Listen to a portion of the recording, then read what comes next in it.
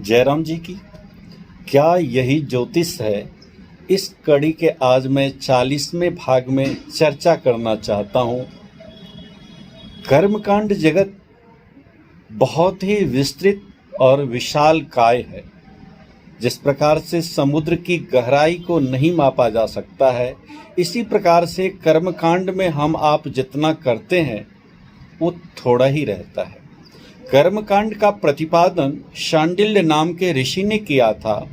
इसका जो ध्येय था, उनका ध्येय केवल यह था कि संसार में जो द्विज हैं उनका भरण पोषण किस प्रकार से हो, इसलिए कर्मकांड का प्रतिपादन किया था, जिसमें बालक का जातक संस्कार से लेकर के और पिंडदान संस्कार तक समस्त संस्कारों में द्विज की आवश्यकता को जानते हुए एक भरण पोषण होने के लिए उन्होंने कर्मकांड का प्रतिपादन किया। आज हम सब इन सब चीज़ों को विस्मृत करते जाते हैं। आज प्रत्येक व्यक्ति की सोच होती है कि मैं स्वयं व्रत कर लूँ, मैं स्वयं जाप कर लूँ, मैं स्वयं यह कर लूँ, परंतु इस संसार की एक विशेषता है, प्रत्येक चीज़ एक दूसरे के लिए बनी है। प्रत्येक चीज़ एक दूसरे के लिए कभी अमृत हो जाती है और कभी जहर हो जाती है। आज हम बात कर्मकांड जगत की करना चाहते हैं। इससे पूर्व भाग में भी बताया कि आसन किस प्रकार का होना चाहिए। अब व्यक्तिगत प्रत्येक व्यक्ति को, वैसे हमारी जो भारतीय परंपरा है उसमें बिना शास्त्रों को पढ़े ही प्रायः सभी जानते हैं कि भगवान का पूजन करना चाहिए, परंतु प्रत्येक व्यक्ति का ध्येय क्या होना चाहिए। शास्त्रकार ने तो ये बात कही है कि हर व्यक्ति 3 प्रकार का ऋणी है, देव ऋण, मनुष्य ऋण और पितृ ऋण। भगवान की पूजन आराधना से हम देवताओं के ऋणों से उऋण हो जाते हैं, और मनुष्य ऋण समाज में हम जब जीते हैं तो एक दूसरे का ऋणी हो जाते हैं। इसलिए मानवों के प्रति भी हम ऋणी रहते हैं और उनके लिए भी कुछ कर्तव्य के कार्य बताए गए हैं। देव ऋण, मनुष्य ऋण और पितृ ऋण, जिनकी हम संतान हैं, उन समस्त पूर्वजों के लिए, ऋषि महर्षियों के लिए भी पितृ ऋण से उऋण होने की प्रक्रिया बताई गई है। आज हम कर्मकांड जगत में देव ऋण की बात करते हैं। इस संसार में प्रत्येक व्यक्ति प्रकृति का ऋणी है, सूर्य का ऋणी है, चंद्रमा का, वनस्पतियों का, समस्त ग्रहों का, यानी संसार में आप इन देवताओं के, जिनके द्वारा, देवता शब्द का अर्थ होता है जिनके द्वारा कुछ मिले, सूर्य, चंद्रमा, नवग्रह, वनस्पतियां, ये सब हमें कुछ देते हैं, इसलिए हम इनके ऋणी हैं। और हर व्यक्ति को इस ऋण से उऋण होने के लिए पूजा करनी चाहिए। पूजा का जो समय होता है वो ब्रह्म मुहूर्त में उठना चाहिए, और प्रातः काल की जो प्रथम घड़ी होती है सूर्योदय के, उस समय हमें अपने इष्ट की आराधना करनी चाहिए। सनातन धर्म संस्कृति में पालनकर्ता श्री हरि विष्णु है, इसलिए प्रत्येक गृहस्थाश्रम में लक्ष्मी नारायण की प्रतिमा अवश्य होनी चाहिए। परंतु आज हम सब मतांतर में पड़ जाते हैं। वही श्री राम है, वही भगवान श्री कृष्ण है, किंतु जगत के जो नियंता हैं वो श्री हरि हैं। इसलिए पालनकर्ता श्री हरि के द्वारा ही इस संसार में जो भी चीज़ें हमें उपलब्ध होती है, श्री हरि के द्वारा, और श्री हरि से ही श्री राम बने हैं, श्री कृष्ण बने हैं। इसलिए श्री हरि की पूजा ही समस्त देवताओं की पूजा होती है। प्रत्येक व्यक्ति को, प्रत्येक गृहस्थाश्रम वाले व्यक्तियों को चाहिए कि अपने गृहस्थाश्रम में लक्ष्मी नारायण की प्रतिमा लगाएं। वैसे आपने आसन के बारे में सुना, इसके बाद व्यक्ति का स्वरूप कैसा होना चाहिए, तो चंदन का भी महत्व बताया गया है कि जो व्यक्ति चंदन नहीं लगाता है तो फिर वो चंडाल की तरह दिखता है। चंदन कैसा होना चाहिए? जो वैष्णव संप्रदाय के हैं उनका ऊर्ध्वपुंड चंदन होना चाहिए। जो शिव के हैं वो त्रिपुंड लगाएं, जो आदि शक्ति के हैं उनको जो है बिंदी वाला जो है तिलक लगाना चाहिए। वैसे प्रत्येक देवताओं के अलग अलग तिलक का महत्व है, किंतु आप संसार में चाहे आप वैष्णव हैं या शाकट हैं तो आपको उस प्रकार का तिलक धारण करना चाहिए। आसन शुद्ध होना चाहिए, अपने संयम नियम होने चाहिए, और प्रत्येक रात्रि में जो हमारे द्वारा पाप होते हैं उसकी निवृत्ति प्रातः काल की पूजा से होती है। प्रत्येक दिन में जो हम पाप करते हैं या हमारे द्वारा जानबूझकर या अनजाने में जो पाप हो जाते हैं उसकी निवृत्ति हम सायंकाल पूजन करके करते हैं। ऋषि महर्षियों ने संध्या वंदन का विधान दिया है। प्रत्येक व्यक्ति में दिया गया है कि ब्राह्मण, क्षत्रिय और वैश्य इन तीनों का यज्ञोपवीत संस्कार होता है, और इन तीनों को जो है संध्या वंदन और गायत्री की आराधना अवश्य करनी चाहिए। गायत्री पाप अधोरिणी है। इस संसार में पापों को नष्ट करने के लिए गायत्री के बिना, सूर्य की उपासना के बिना जो है व्यक्ति भवसागर से पार नहीं हो सकता है। इसलिए रात में किए हुए पाप को नष्ट करने के लिए प्रातःकाल गायत्री की उपासना करनी चाहिए। इसके बाद सूर्य को अर्घ्य देना चाहिए। इसी प्रकार से सायंकाल भी गायत्री की उपासना करनी चाहिए और सूर्य को जल देना चाहिए। जो व्यक्ति गायत्री की उपासना करता है, जिनका यज्ञोपवीत संस्कार हुआ है, तो उनका प्रथम इष्ट भी गायत्री है। इसके बाद जब किसी गुरु से आप दीक्षा लेते हैं तो गुरु भी किसी न किसी सानिध्य में आपको जोड़ देते हैं, और फिर उनकी दीक्षा के अनुसार इष्ट मंत्र का जाप करने चाहिए। परंतु इष्ट मंत्र के जाप भी तभी कार्य कर सकते हैं जब आप गायत्री के जाप करते हैं।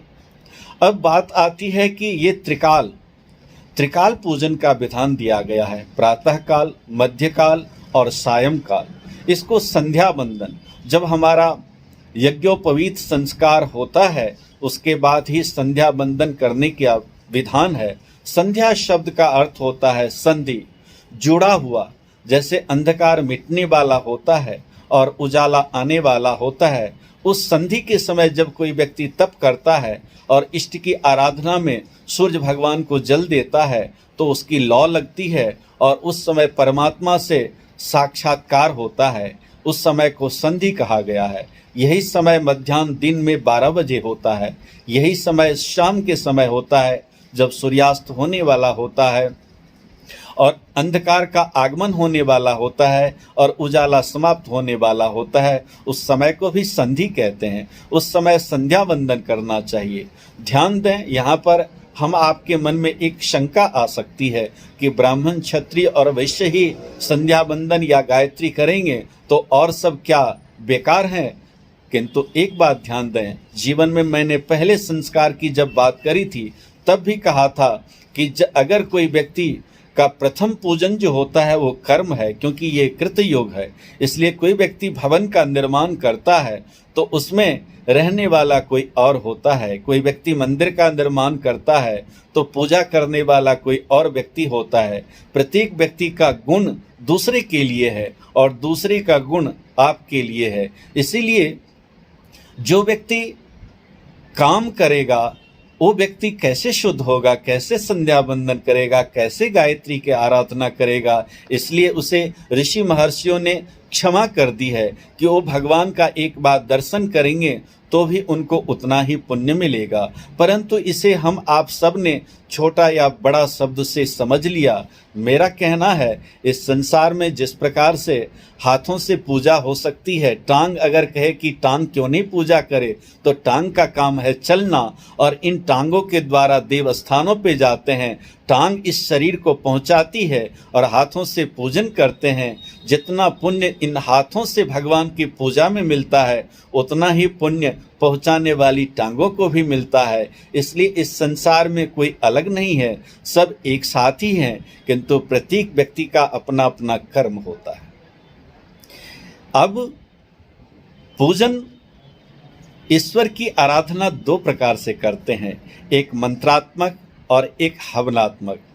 एक जो पूजा होती है मंत्रों के द्वारा, कि आप मंत्रों से परमात्मा की प्राप्ति कर सकते हैं। दूसरा हवनात्मक, जब आप हवन करते हैं तो हवन में जब कहते हैं ओम इंद्राय स्वाहा, तो हम इंद्र को आहुति देते हैं और अग्निदेव अपने में भस्म बना करके उसे उष्मा करके आकाश वायुमंडल में इंद्र तक पहुंचाते हैं। इसलिए एक अग्निदेव के द्वारा जो है भगवान की प्राप्ति की जा सकती है, जिसे हवनात्मक पूजन और यज्ञ कहते हैं।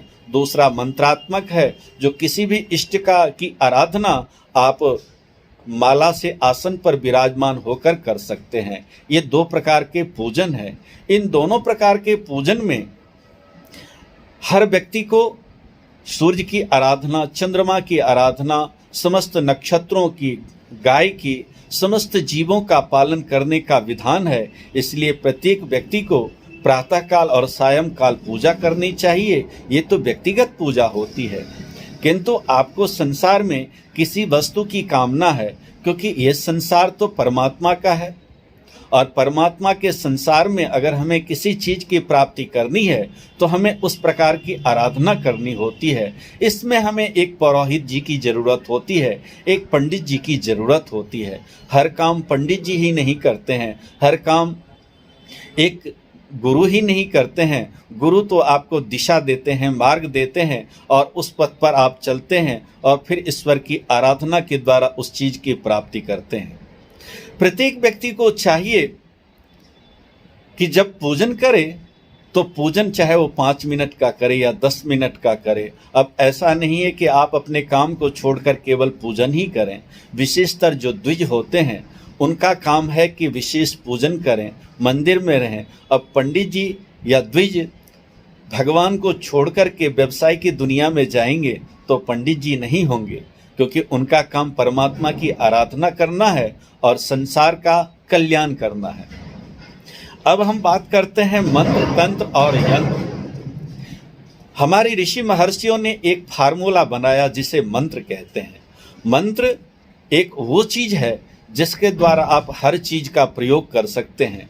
मान लो हमारे घर में एक पंखा है बिजली का, लेकिन बटन कहीं और है, बिजली कहीं और से आती है। यंत्र तो तैयार है, परंतु यंत्र को चलाने के लिए इसमें बिजली की भी ज़रूरत है, कई चीज़ों की ज़रूरत होती है और इसके बिना भले ही पंखा है वो चल नहीं सकता। उसी प्रकार से आपको कोई मंत्र दे देता है और मंत्र का आप प्रयोग करते हैं तो आपको सफलता मिल जाएगी, ये आपकी भूल है। क्योंकि मंत्र एक सिद्ध किया गया है। मंत्र ब्राह्मणों के अधीन रहते हैं और मंत्रों के अधीन देवता होते हैं। जब कोई ब्राह्मण, कोई द्विज संध्या बंधन गायत्री की आराधना करने वाले, भगवत भजन करने वाले जब मंत्रों का आवाहन करते हैं तो परमात्मा को आना होता है, क्योंकि एक दूसरे से ये जुड़े होते हैं। अब अगर कोई संध्या वंदन नहीं करता है, गायत्री की उपासना नहीं करता है और वो व्यक्ति मंत्र के जाप करता है और उस देवता को सिद्ध करना चाहता है, तो ध्यान दीजिए कि हर चीज़ का तरीका होता है। जिस प्रकार से आज के जीवन में हम परीक्षा पास करने के लिए प्रश्नोत्तरी ले आते हैं और प्रश्नोत्तरी के द्वारा हम पास तो हो सकते हैं, किंतु हमारे अंदर योग्यता नहीं आ सकती है।